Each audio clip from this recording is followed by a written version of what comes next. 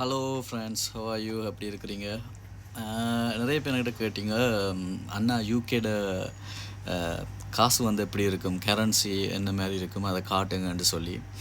Okay, எனக்கு chance கிடைக்கல. இப்போ தான் எனக்கு ஓகே அதற்கு விளங்கப்படுத்துவோம்னு சொல்லி சான்ஸ் ஒன்று கிடைச்சிது. யூகே பொறுத்தளவில் இங்கிலாண்டில் நாங்கள் எப்படி சொல்லுவோம்னு சொன்னால் பவுண்ட்ஸ்ன்னு சொல்லி சொல்லுவோம்.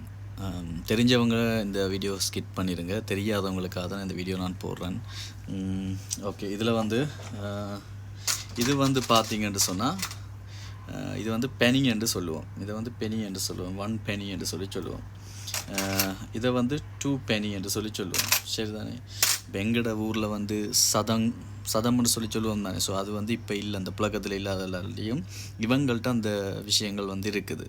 ஸோ பெனி என்று சொல்லி சொல்கிறது என்ன சொல்கிறது, எங்களோட ரூபாயை விட குறைஞ்ச காசை தான் நாங்கள் சதம்னு சொல்லுவோம். அதே மாதிரி தான் இவங்கள்ட்ட பவுண்ட்ஸை விட குறைஞ்சதை வந்து பெனின்னு சொல்லி சொல்லுவாங்க.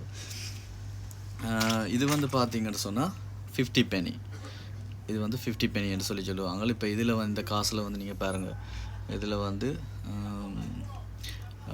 எலிசபெத் முகம் வந்து பொறிக்கப்பட்டிருக்குது. எங்களோட குயின் எலிசபெத் முகம் வந்து இதில் பொறிக்கப்பட்டிருக்குது. அதே மாதிரி பார்த்திங்கன்னு சொன்னால் 20 பெனி. இது வந்து 20 பெனி. அதே மாதிரி பார்த்திங்கன்னு சொன்னால் இது வந்து 10 பெனி. எல்லாத்துலேயுமே குயின் எலிசபெத் ஃபேஸ் வந்து பொதிக்கப்பட்டிருக்கு. இதில் உங்களுக்கு பார்த்திங்கன்னா உங்களுக்கு விளங்கும். சரிதானே? அடுத்தது இது வந்து 5 பெனி. ஓகே, அது வந்து 5 பெனி. இப்போ தான் முக்கியமான விஷயம், இதைத்தான் நாங்கள் சொல்லுவோம் 1 பவுண்ட். எவ்வளோ அழகாக இருக்குன்னு பாருங்கள் சார். இதைத்தான் 1 பவுண்டுன்னு சொல்லி சொல்லுவோம்.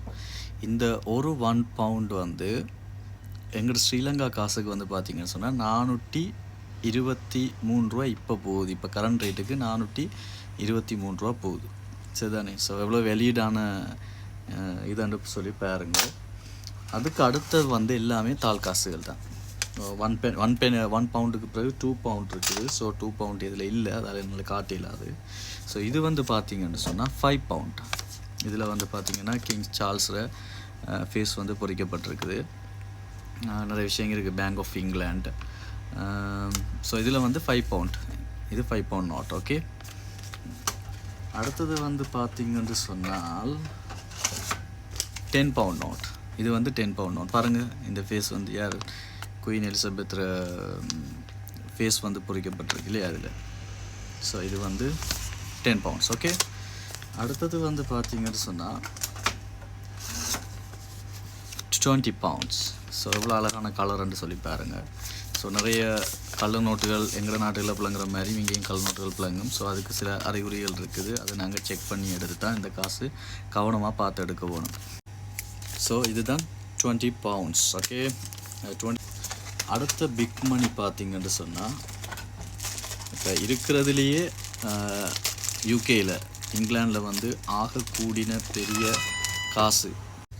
ஸோ இங்கிலாண்டில் நாங்கள் பாவிக்கிற ஆக கூடின பெறுமதியான காசு எவ்வளோன்னு பார்த்திங்கன்னு சொன்னால் 50 பவுண்ட்ஸ். ஸோ இதுதான் ஆக கூடினது. ஸ்ரீலங்காவில் பார்த்திங்கன்னு சொன்னால் நம்மளோட மஹிந்த மாமா வந்து 5000 ரூபா தாள் வரைக்கும் அடித்தவர். விட்டுருந்தால் அவர் இருந்திருந்தாருன்னா 10,000 ரூபா தாளும் அடிச்சிருப்பார். ஏன்னு சொன்னால் பணத்தில் பெருமதியை வச்சு தான் அந்த பண வீக்கத்தை வந்து நாங்கள் மதிப்பிடலாம் இல்லையா. 5000 ரூபா எங்கே இருக்குது, 50 பவுண்ட்ஸ் எங்கே இருக்குது, 50 ரூபாய் 50 பவுண்ட்ஸ் எங்கே இருக்குன்னு பாருங்க.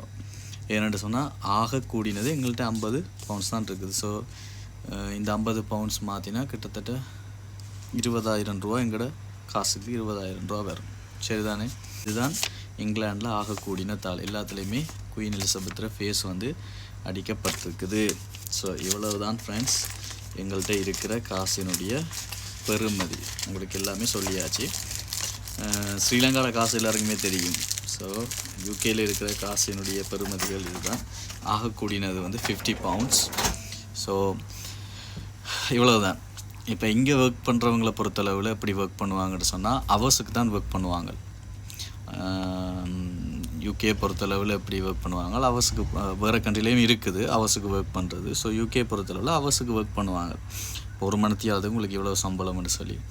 ஸோ கூட வந்து இந்த ஆஃப் லைசன்ஸ் எங்கட ஆக்கள் வச்சுருக்கிற எங்கட தமிழாக்கள் வச்சுருக்கிற கடைகள் அதுகளில் பார்த்திங்கன்னு சொன்னால் 5 ரூபா 6 ரூபா 7 ரூபா 7 பவுண்ட்ஸ் 5 பவுண்ட்ஸ் 6 பவுண்ட்ஸ் இவ்வளோ தான் சம்பளம். ஒரு ப்ரொஃபஷனலாக ஒர்க் பண்ணுற ஆக்கள்னு சொன்னால் அவங்க என்ஐ பேமெண்ட்டுக்கு ஒர்க் பண்ணுவாங்க. ஆக குறைஞ்சது 12.21 பெனிக்கு வந்து ஒர்க் பண்ணுவாங்க per hour. இல்லை நார்மலாக இப்போ எங்களோட ஆஃப் லைசன்ஸ் கடைகளில் எங்கட ஆக்கள் வச்சிருக்கிற கடைகளில் வேலை செஞ்சு களவாக வேலை செய்கிறாங்கன்னு சொன்னால் அதில் 7 ரூபா 8 ரூபா அப்படி தான் ஒர்க் பண்ணுவாங்க. இப்படி ஒவ்வொரு விஷயங்கள் இருக்குது ஃப்ரெண்ட்ஸ். உங்களுக்கு எதுவும் டவுட் இருந்தால் கமெண்ட் பண்ணுங்கள். அடுத்த வீடியோவில் சந்திக்கலாம். பாய்.